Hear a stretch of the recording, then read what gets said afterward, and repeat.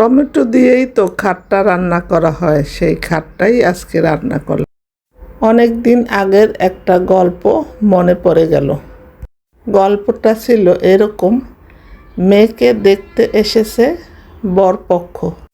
মেয়েকে জিজ্ঞেস করলো, তুমি কি কাজ করতে পারো, তুমি কি কি রান্না করতে পারো? মেয়েটা ছিল একটু সহজ সরল, তাই তার বাবা উত্তর দিল, আমার মেয়ে ঘরে বাহিরে সকল কাজে করতে পারে, ঘর গুছাতে পারে, রান্না করতে পারে, মাছ ভাত শাকসবজি ডাল পোলাও রোস্ট বিরিয়ানি ইত্যাদি।